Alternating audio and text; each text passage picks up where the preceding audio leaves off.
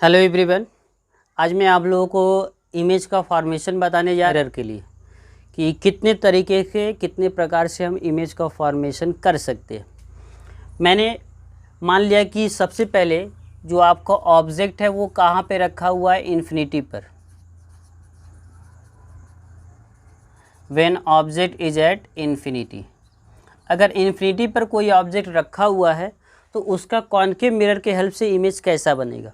तो ध्यान से देखें इमेज का फॉर्मेशन कैसा बनाया जा रहा है, कैसे बनाया जा रहा है। ये मान लिया मेरे पास एक मिरर है और इस मिरर को बोला जाएगा कौन सा मिरर, कॉनकेव मिरर। इसके मिड पॉइंट को हम पोल बोलेंगे और इसको पोल के परपेंडिकुलर जो लाइन ड्रॉ करेंगे उसे बोला जाएगा प्रिंसिपल एक्सिस। और यहाँ पे मैंने माना इसका सेंटर ऑफ कर्वेचर है, इसके ठीक बीच में इसका आपका क्या है, पोल है, सॉरी ठीक बीच में आपका फोकस है। अब ऑब्जेक्ट को कहाँ पर रखना है, इन्फिनिटी पर रखना है। तो यहाँ पे हम एक ऑब्जेक्ट सपोज कर लेते हैं, ऑब्जेक्ट आपका ए बी है जो कि कहाँ पर रखा हुआ है, इन्फिनिटी पर रखा हुआ है। तो लिख लेते हैं ये इन्फिनिटी पर है। तो एक चीज़ हमें याद होना चाहिए कि अगर ऑब्जेक्ट कोई इन्फिनिटी पर है, कोई सोर्स ऑफ लाइट इन्फिनिटी पर है, तो उससे जो भी लाइट रे चलता है तो हमेशा पैरेलल चलता है। तो यहाँ पे हम वही करेंगे, हम एक ऐसे लाइट रे को लेंगे, दो ऐसे लाइट रे को लेंगे जो एक दूसरे के क्या होंगे, पैरेलल होंगे। तो जब हम मान लेते हैं एक लाइट रे इस प्रकार से, अगर पहला लाइट रे मैं लेकर जाता हूँ, किससे लेकर जाता हूँ, तो मैंने यहाँ पे किससे लिया है, सेंटर ऑफ कर्वेचर से।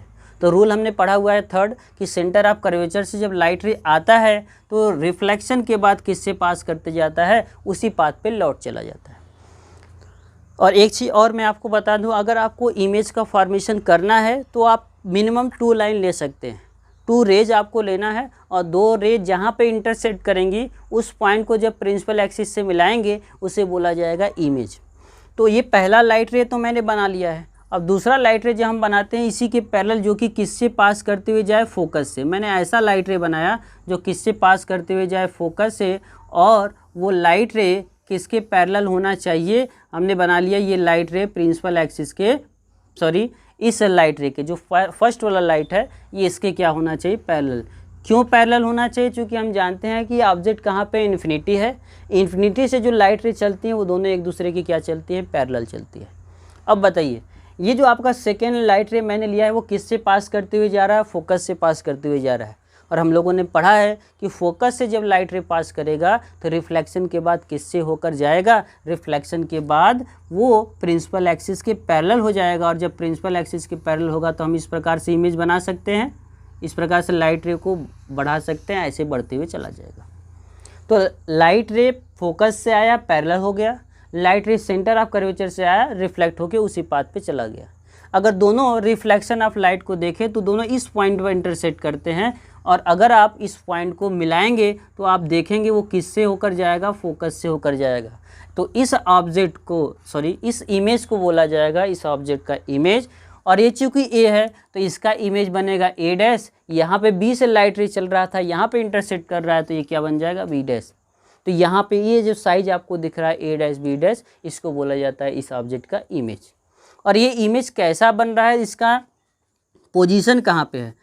तो पोजीशन अगर आपको देखा जाए तो पोजीशन दिख रहा है किस पॉइंट पर बन रहा है, फोकस पर। तो हम बोलेंगे at principal focus, capital F. ये फोकस पर बन रहा है। और इसका नेचर कैसा है, तो नेचर में हम क्या बताएंगे, नेचर में हम बताएंगे ये रियल में बन रहा है कि वर्चुअल में बन रहा है। मतलब यहाँ पे लाइट रे देखिए रिफ्लेक्शन के बाद एक्चुअल में यहाँ पे इंटरसेक्ट कर रही हैं। जब एक्चुअल में इंटरसेक्ट करती है तो उसे बोला जाता है रियल इमेज। तो इमेज आपका कैसा बन रहा है, रियल बन रहा है। और देखिए ऑब्जेक्ट कैसा था, ऑब्जेक्ट आपका ऊपर की तरफ इस प्रकार से खड़ा था, लेकिन इमेज कैसा बन रहा है, इमेज ऐसा बन रहा है। तो हम बोलेंगे ये उल्टा बन रहा है। और जब उल्टा बनता है तो उसको क्या बोला जाता है, इन्वर्टेड। तो ऑब्जेक्ट का जो नेचर है वो आपका, इमेज का जो नेचर है वो आपका क्या होगा, रियल एंड इन्वर्टेड। और उसका पोजीशन कहाँ पे होगा, फोकस पर, ठीक है। लेकिन साइज़ कैसा होगा, तो साइज़ में हम ये बोलेंगे ये बहुत छोटा बनता है, मतलब बोला जाता है हाईली डिमिनिश्ड, हाईली डिमिनिश्ड मतलब बहुत ही छोटा। किससे बहुत छोटा, ऑब्जेक्ट से बहुत ही छोटा बनता है। ये आपका फर्स्ट पॉइंट होता है कि अगर हम ऑब्जेक्ट को इन्फिनिटी पर रखते हैं तो उसका पोजीशन फोकस पर रहेगा, उसका जो नेचर रहेगा रियल इन्वर्टेड रहेगा, उसका साइज़ क्या होगा, हाईली डिमिनिश्ड। नेक्स्ट हम क्या करेंगे, इसी ऑब्जेक्ट को हम सेंटर ऑफ कर्वेचर के पास लेकर आएंगे, मतलब इन्फिनिटी और सेंटर ऑफ कर्वेचर के बीच में रखेंगे, तो उसको हम देखते हैं इमेज का फॉर्मेशन कहाँ पे होता है। सेकेंड हमारा है कि ऑब्जेक्ट को हम कहाँ पे रख रहे हैं, इन्फिनिटी और सेंटर ऑफ कर्वेचर सी के बीच में। तो हम मान लेते हैं मेरे पास ये है कॉनकेव मिरर, और इस कॉनकेव मिरर में ये इसका मान लीजिए है प्रिंसिपल एक्सिस, ये इसका पोल है। यहाँ पे आपको मान लीजिए फोकस मैंने लिया है, ये आपका सेंटर ऑफ कर्वेचर है। यहाँ पे मैंने एक ऑब्जेक्ट लिया हुआ है ए बी, ये ऑब्जेक्ट है ए बी, और इस ऑब्जेक्ट का हमें इमेज बनाना है। तो यहाँ पे मैं दो तरीका अपनाऊंगा, एक जो कि इसकी पैरेलल इस प्रकार से जाएगा, और आपको पता होना चाहिए कि जब पैरेलल लाइट रे जाता है तो मैंने आपको बताया रिफ्लेक्शन के बाद किससे होकर जाएगा, फोकस से होकर जाएगा। तो रिफ्लेक्शन के बाद आप इस प्रकार से फोकस के थ्रू लाइट रे बना सकते हैं। ये लाइट रे रिफ्लेक्शन के बाद किससे चला गया, फोकस से। और दूसरा हमारा क्या होता है, दूसरा होता है कि या तो हम सेंटर ऑफ कर्वेचर से जाएं या तो फोकस से।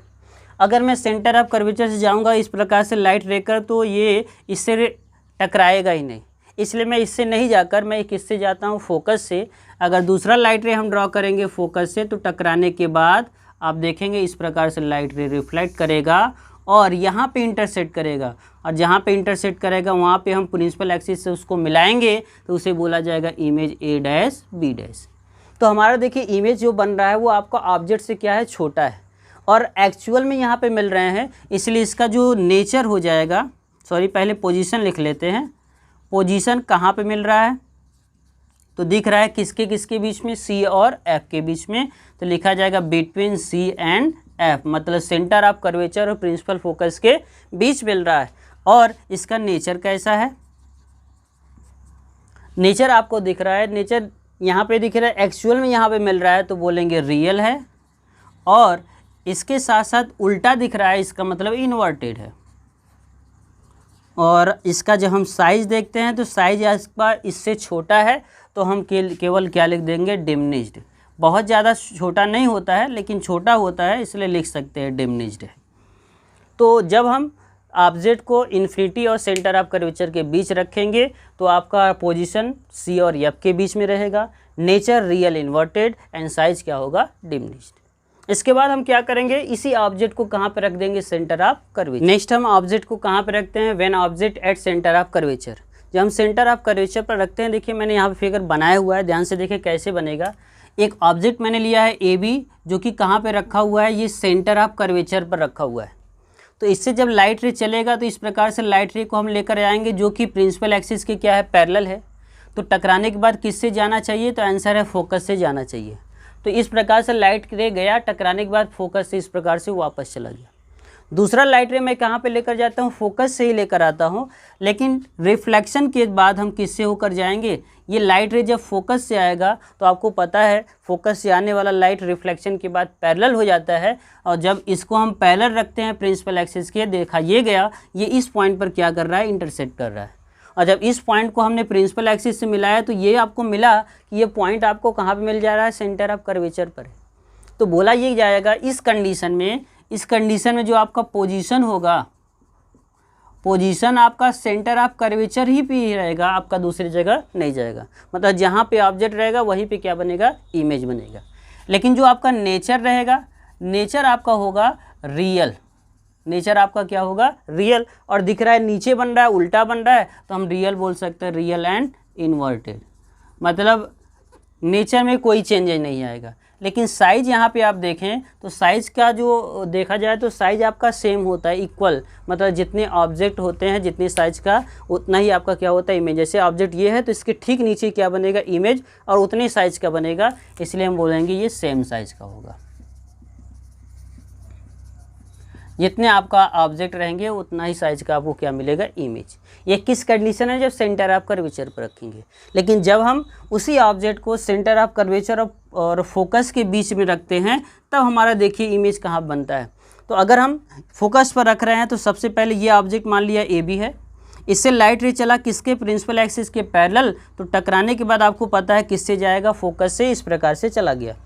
दूसरा जो लाइट रे है वो किससे होकर जा रहा है, ये फोकस से होकर जा रहा है, तो टकराने के बाद क्या हो जाएगा, पैरेलल। तो जब पैरेलल हम लेकर जाते हैं तो वो यहाँ पे इंटरसेक्ट करता है और इसको प्रिंसिपल एक्सिस से मिलाते हैं, तो ऑब्जेक्ट क्या इमेज क्या मिलता है, ए डैश बी डैश, जो कि आपका सेंटर ऑफ कर्वेचर के पीछे बन रहा है। तो हम क्या बोलेंगे, इसका पोजीशन क्या होगा, देखिए सेंटर ऑफ कर्वेचर और इन्फिनिटी के बीच में बन रहा है, तो हम लिखेंगे बिटवीन सी एंड इन्फिनिटी, मतलब जहाँ पे इन्फिनिटी इधर और सेंटर ऑफ कर्वेचर के बीच में कहीं ना कहीं आपको इमेज मिलेगा। उसके बाद इसका जो नेचर होगा, नेचर आपका वही रहेगा, नेचर में कोई चेंज नहीं, रियल एंड इन्वर्टेड। लेकिन आप यहाँ पे देख रहे हैं, जब हम साइज़ को देख रहे हैं तो साइज़ आपका क्या होगा, पहले से ज़्यादा बढ़ चुका है, तो साइज़ बोला जाएगा इनलार्ज होगा, मतलब बड़ा होगा, ऑब्जेक्ट से बड़ा इमेज बनने लगेगा। तो थोड़ा ध्यान से देखें, जब इन्फिनिटी पर थे तो बहुत छोटा बन रहा था, और आगे आए तो थोड़ा बड़ा हुआ, सेंटर ऑफ कर्वेचर पर आए तो इक्वल हो गया, और जैसे ही और आगे बढ़े तो आपका क्या होगा, और बड़ा हो गया। तो धीरे धीरे इमेज का फॉर्मेशन, इमेज आपका क्या होता है, बढ़ता जाता है। ये आपका फोर्थ पोजीशन होगा। फिफ्थ हम देखते हैं, फिफ्थ में हम क्या करेंगे, ऑब्जेक्ट को हम फोकस पर रखेंगे और सिक्स में फोकस और पोल के बीच में रखेंगे। ये नेक्स्ट क्लास में मैं आपको बताऊंगा फोकस पर और फोकस और पोल के बीच में। Thank you.